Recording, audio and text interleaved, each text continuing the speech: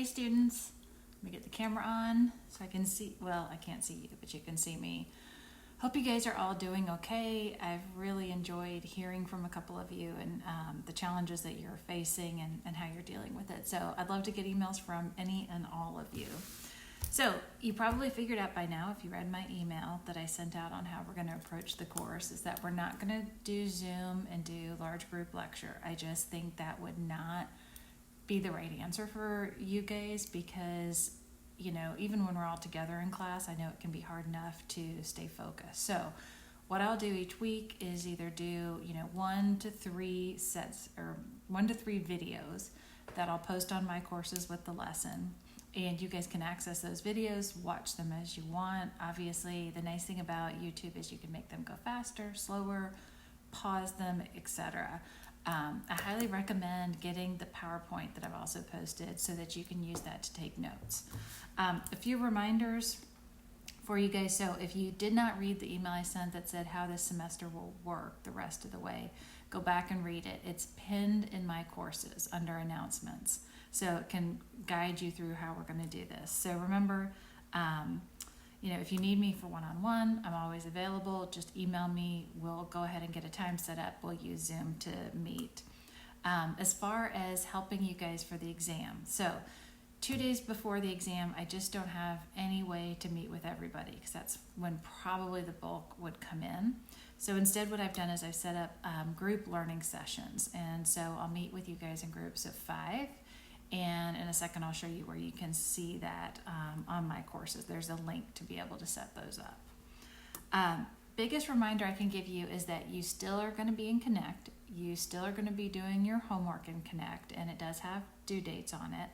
And then the exam, instead of sitting down at a specific time where all of us are doing the exam together, there will be an exam window. So for chapter 6 and 7, that exam window is going to open up this coming Friday, the 27th, in the morning. It will close then the 29th by midnight, which means you need to have started it before midnight. So hopefully that gives you guys the flexibility you may need in these times to get through your exam. They will still be timed. If you have an accommodation, that time will be adjusted automatically. But here's the big kicker, right? So I want you to hear this. It is open note, not open book, not open internet, not using a friend, phoning a friend. It is open note, which it means that take all the notes you can. They'll be a little more challenging because they're open note. It won't be as, I don't know how to say whether they've never been easy, but, plan for that accordingly. And then don't forget the Chapter 7 problem sets are due then. So I've got 3 videos for Chapter 7 that I'm going to go through. It's really about long-term assets. It's in 3 parts. I would say that the video number 2 for Chapter 7 is going to be the most challenging. It's when we start talking about depreciation.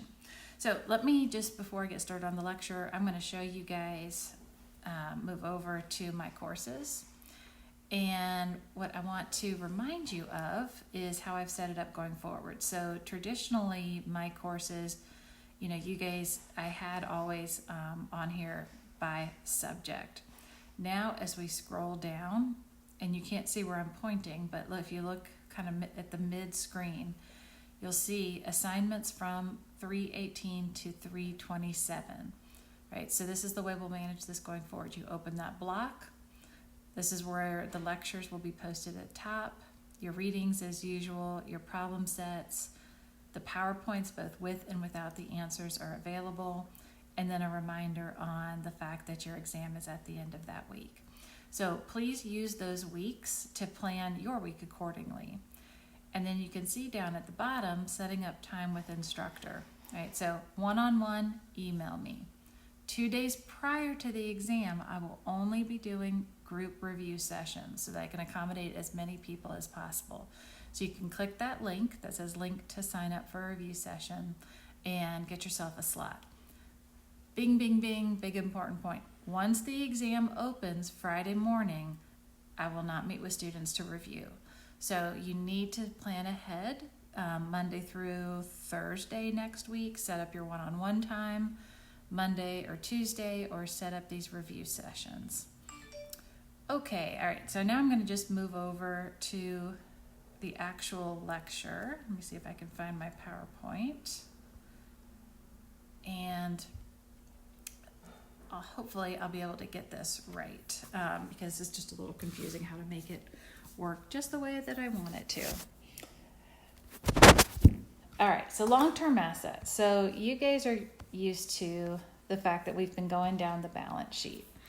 So at this point, let me change my pen color. Red is just is too hard.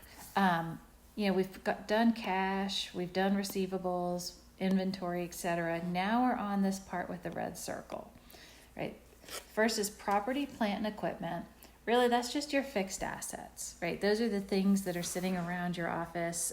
Could be your building, could be your land, could be your computers. And then we've got intangible assets as well, and we're going to talk about what those are.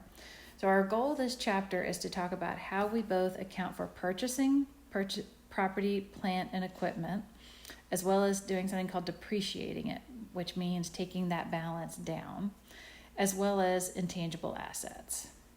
All right, so let's talk about the difference between a tangible asset and an intangible asset. Honestly, it's pretty straightforward. Tangible assets usually mean you can reach out and you can touch them. It's going to be your land improvements, which are things like sidewalks, a building, equipment. Now, natural resources, you might think, well, I can't really touch that. Well, that's true. We think of natural resources, timber, gas, oil, etc. But we still put those in the tangible category. Now, intangible assets are something that is going to be a new concept. These are really ideas, things that don't necessarily have a physical substance, right? If you think about the Nike logo, right, that's an intangible asset. It's something that we can't touch. So how do we actually do the accounting when we acquire these assets? Right, this is going to be two important things I want you to tune into.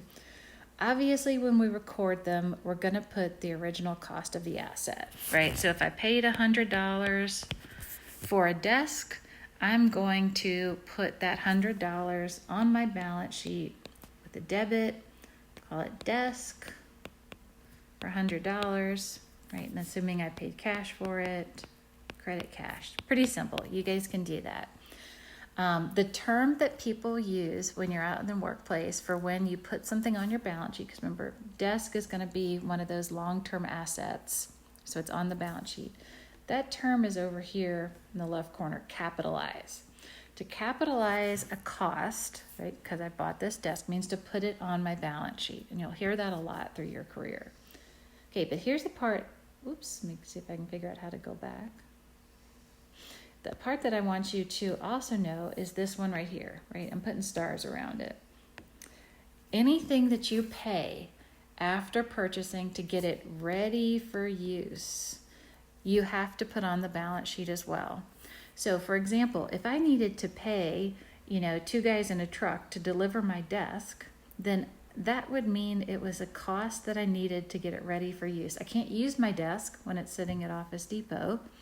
I need somebody to bring it. So I would debit desk again for the cost. Let's just say they were really kind to me and they only charged me $10, and credit cash. So any cost I have that helps my asset get ready to use ends up a part of that asset base. Okay, land. Land's a really interesting one. So land, we have to do everything to get it ready for its intended use, right? So that could be things such as real estate commissions and fees, right? When I buy land, I have to pay a real estate agent. Could also be back property taxes. So if somebody had not paid the county or the property taxes they owed them, I would have to catch those up because the county won't let me actually buy it without catching those up. Important note, future property taxes will be an expense. But if I have to pay back taxes to buy it, that's still part of the land. And then let's just say the land I bought was a disaster, right? So if I need to clear it, if I need to fill it, and if I need to level it, that's all part of my cost of the land. My sister a lot of you guys have heard me talk about, has a yoga studio down in Greenville, and she just bought this really cool old gas station that she's going to turn into her studio. Well, it had all kinds of crap all over it. So she had to have somebody come in and dig out the old oil wells and change some of the dirt. All of that would have gone into the cost of her land because she needed to get it ready for use. And here's an example, right? If we bought the land for $500,000, we paid commissions, we paid back property taxes. Title insurance is something you guys might not be familiar with, but title insurance is where you have to pay somebody basically to make sure you're taking title to the land. The cost of removing the building, that's part of our land cost as well. And here's a nice one. If you can salvage any materials from that existing building, that reduces the cost. So let's use my sister's yoga studio example, right? And this isn't true, I'm making it up. But let's just say she had a really cool vintage gas station sign that she didn't want to keep. If she put that on eBay and sold it for $1,000, when somebody paid her that $1,000, that would actually go and reduce the price of the land, or the cost of the land that she's going to put on her financial statements. Okay, let's contrast land with land improvements, right? And why do we bother doing this? Why is it important that we differentiate what we call land versus land improvements? And what you're going to find when you get to the second video I'm going to post, is we need to depreciate things that are going to lose value, right? So land itself shouldn't lose value, right? Theoretically. So we'll never depreciate it. Whereas land improvements are going to be things that we've done to our land, like putting in parking lots and sidewalks and driveways. Those are things that will wear out, so we'll depreciate them. So remember, again, land, I'm not going to ever depreciate. Land improvements, I will. And you can see it's sprinklers, fences, etc. Oops, all right, sorry. Like I said, I'm super not good with this yet. All right, buildings. Buildings, again, this is something that we need to make sure we understand the cost of, because buildings last a long time. So when I buy a building, I'm still going to include in that building things that it cost me to get it ready for intended use, right? This is going to come into play over and over again. If I spend money to get something ready, then I capitalize it, meaning I put it on the balance sheet. So here with the building, you can see we had real estate commissions again, inspection costs, and remodeling costs. All of that would go into the cost of the building. Okay, equipment. So equipment, think about equipment. This could be a computer. This, if you were in a factory, could be a big factory machine. If you're Amazon, they have a lot of servers, right? So it could be all of the servers. So equipment, and obviously it can also be like office equipment, furniture, vehicles, etc. You guessed it, anything that I have to do to prepare the asset for its use is going to be part of equipment. So let's think about that for a second. I have opened up a business. I need a server. So I have no earthly idea how to install a server myself. So I pay the Geek Squad $500 to install my server. That becomes part of the basis of the server, right? So if I paid, let's just make up an example, $10,000 for a server and $500 for the Geek Squad to come and install it, I would have in my equipment account $10,500 as the starting value. Now, don't forget though, if it's a recurring cost, so not something to get it ready for its intended use, I'm going to expense it, right? And let's think about why that is. If I've got something that I'm going to use over my business to help me run my business, and it's going to last me a long time, I shouldn't call it an expense today, right? Because it's going to have value for me over a longer period. Whereas if I just need to do something that's really related to today, like an expense or general maintenance, that's just part of my ongoing operations. And that's why I record those as an expense. right, so here's an example. I buy some equipment for $82,000. I pay sales tax, transportation to get it to me. I pay shipping insurance, and then I pay some dude to show up and install it.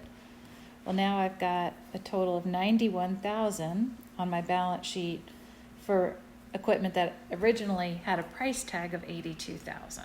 So there's a difference between the price tag and what ends up on my balance sheet. All right, so I want you guys to take a minute and pause these videos to work problems. I'm not going to read it, but in general, let's pretend like we had just purchased a piece of Queens for $4 million, right? I have Jernigan here, but what I actually meant is the old dormitory that sits across from the McCall School. That's always been my least favorite dormitory. All right, so we've bought that corner. We're going to turn it into luxury condos for students. All right, and I've got some information down here on the page about different things that are going to happen, different things that cost me. I want you to try to take each of these costs and bucket them. What goes into land and building, what goes into expense, etc. So take a moment, pause, and then we'll look at it together.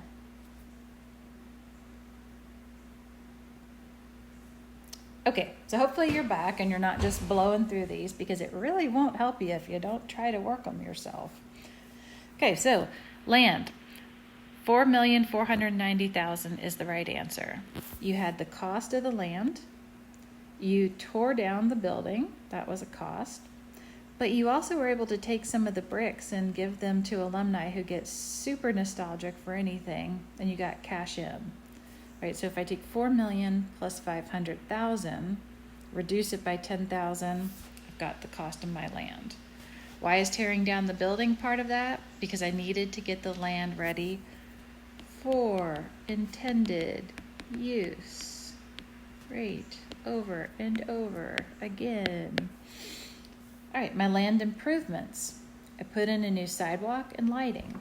I'm putting these in land improvements and not in land. Right? You could argue, you could say, but wait, you need those sidewalks to get it ready for use. Yeah, that's true, but because it's something that'll wear out, we put it in that category of land improvements. We built the new building for $3 million. We purchased furniture for our luxury suites of $750,000. And then when we paid the current year property taxes, that goes to expense.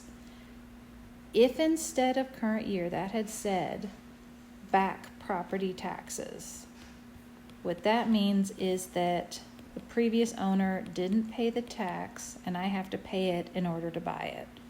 If that were the case, bloop, it would come up here and be part of land. All right, we're not going to talk about basket purchases. You can just assume, nope, don't need to know about that. Okay? It's just not important enough.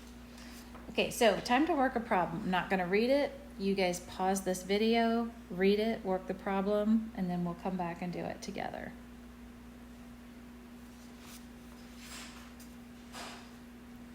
Okay, welcome back. All right, so which of these did we put in here? Purchase price of land and building to be removed. Correct. Next up, title insurance. Yepper, that's something we have to pay. That's the way that the system works here in the United States for transferring property. Now, we had two different pieces of taxes. Notice we had the back property taxes, and then we had the current. So you have to think of them separately. The back I needed to do to buy my land, right? So I'm going to include it in the price of land. The $4,000, I'm not. It's a current year expense. Oh, it kept my marks. Oops, that's because I'm going the wrong direction. All right, so we dropped the 4,000, kept the 8. Cost to remove the old building? Absolutely. We were able to sell some material so we can reduce what we're putting into land. We leveled the land because that was to get it ready for its intended use. And our total cost is $868,000. I hope right now you're sitting and clapping to yourself, giving yourself a little pat on the back for getting that right. Okay, time to work another problem. So go ahead and set this up. I want you to do the journal entry for this, right? So figure this out and do the journal entry, and then we'll come back.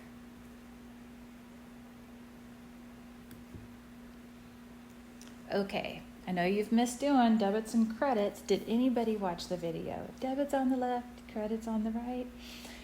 Nobody commented on it, but I thought you might enjoy it. Still working on that TikTok myself. All right, so we've got a purchase price of $100,000, sales tax, shipment, insurance for the first year. Sounds suspiciously like something that won't be capitalized in installation. So, correct. Everything with the red check ends up being part of the purchase price because all of those things are what I needed to have it ready for its intended use, but not insurance because that's an ongoing cost. So when I do my journal entry, let's just pull it all the way in so you can see. The equipment is $110,000, right? And remember that on the last page, that's everything that we paid except the current insurance. Got the prepaid insurance, got cash, and then accounts payable. So I'm not really torqued up if you got these two pieces wrong, but I'm hoping you got these two correct. And again, the reason that $2,000 is prepaid insurance is eventually that's going to roll to expense over the course of the year, whereas the equipment balance will stay on our balance sheet and go through a depreciation process. All right, couple more things. Natural resources, what are they? Oil, gas, timber, etc. We're going to depreciate them, but we're going to use the word depleted as we use them up. And again, we record it at the cost plus all costs necessary to get them ready for its intended use. I think that's the 5th time I've said that. All right, what's an intangible asset? Tangible assets are things that we can't really reach out and touch. So we're going to go through what each of these are. We've got patents, copyrights, trademarks, franchises, and goodwill. So let's start with patents. Oh, let me go back and point this out. You can get all of these things in 2 ways. You can purchase them, or you can develop them internally. And they're going to show up very differently on the balance sheet depending on what you did. A patent. Okay, a patent is a right to manufacture a product, or to use a process, right? So they're granted for a period of 20 years. And if you purchase it, you're going to capitalize or put on your balance sheet what you pay for it, plus any legal and filing costs, right? So I'm trying to think of somebody that may have purchased a patent. What's a good patent that we could think of? Well, songs. I think songs sometimes are, no, that's probably more copyright, but usually somebody's got a patent to manufacture a product. A lot of drugs, actually, they have patents that say they can exclusively manufacture it for 20 years. So that's an example of a patent. If we develop it internally, the only thing we can capitalize are the legal and the regulatory filing fees. So let's think about that. You work at a drug company, you know they're spending a lot of money trying to come up with drugs. Think right now how hard companies are working and how much they're paying to come up with some type of cure for this coronavirus, right? All of that money, they don't get to put it on their balance sheet and call it a patent. Only if they get the right formula and they file for the patent, they can include those tiny legal and filing fees. All right, a copyright. This is more music related. It protects the creator from a published work, right? Taylor Swift's been super active protecting her copyrights. So it's granted to the life of the creator plus 70 years. Long time. Right? And people can pursue legal action if anybody infringes their copyright. And I think we've seen that a lot, especially, you guys might be too young to remember, but a long time ago, before we had a lot of digital music, there were some sites that would allow you to download it illegally.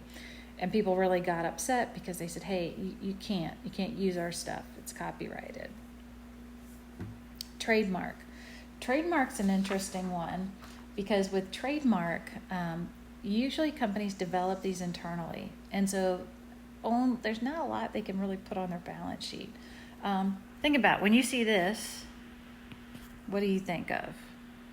Well, that's a really bad one, but probably Nike, right? That is a trademark of Nike. nowhere on Nike's balance sheet are you going to see anything that says swoosh, right? And the reason is because all they can put on their balance sheet are the costs associated with filing paperwork to get that swoosh trademarked. Right now, if you came along and bought it, right, if for some reason Amazon decided they were now going to own Nike, they'd probably pay Nike a lot for it. But in itself, only thing that can go on the balance sheet is just a little bit of legal and registration fees. All right, and then our last one is a franchise, right? So a franchise is usually when you're purchasing the right to run a business that's got a very unique, specific name to it. So for example, I think most Burger Kings are franchised.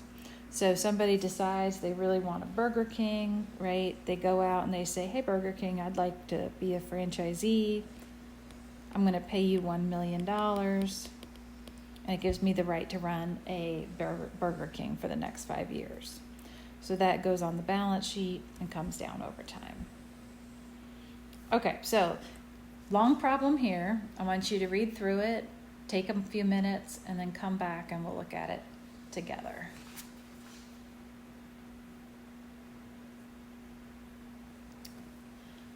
Okay, so the first thing that I asked you to figure out is which of the above costs should the company capitalize to the patent account on the balance sheet? So we've got a lot of different costs up here. Well, the costs that we're going to capitalize are just going to be, again, those legal fees for the patent application and for defending it, right? So even though I had to spend $2 million trying to build out that patent, I can only use these tiny little pieces associated with it. This drives medical companies and companies doing lots of research and development, or R&D, drives them crazy. Okay, and then everything that's research and development goes on the income statement, right? So all the money that these tech companies spend trying to bring us the latest and greatest ends up on their income statement. All right, I'm going to touch on goodwill. Goodwill is something that occurs when one company purchases another. So if I had a company right now, and the only thing that my company had on its balance sheet was cash for $100, right? Because my company does primarily consulting, and I consult on how to cure things. Well, let's just say Procter & Gamble thinks that what I do is really cool, and they're willing to pay me $5 million for my company. Well, why are they paying $5 million when I only have assets of 100? And it's because of this concept called goodwill. It means that there is something intangible about what is offered there that they're willing to pay the extra value for. So the goodwill would be the $5 million minus the actual assets I had. And in that case, Procter & Gamble would have goodwill on their financial statements of $4.9 billion. Whole Foods, right? Who purchased Whole Foods? Right? Amazon. Amazon came in and purchased Whole Foods. I mean, Whole Foods had some assets on their books, right? Not a ton. But what I want to say is when Amazon purchased Whole Foods, they ended up with $2 billion in goodwill. That's how much they believe that the brand Whole Foods brings to the table. Okay, and again, this is just an example. If I pay $36 for something, it only has net assets of 26. I'm going to have goodwill of 10. So give that a shot, and we'll look at it.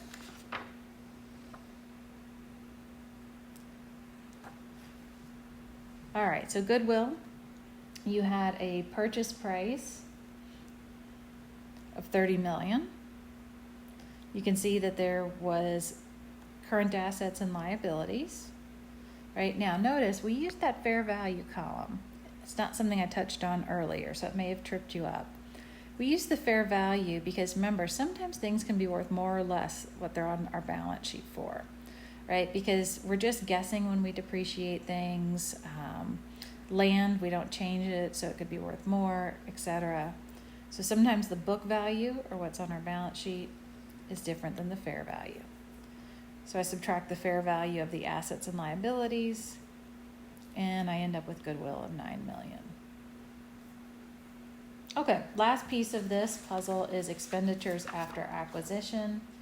This is simply a reminder that if they benefit the current period only, I expense them on the income statement, right? This is repairs, maintenance. So like in my server example, if it's ongoing routine maintenance where somebody comes in and just dusts it up and checks it out, well, I put that as an expense.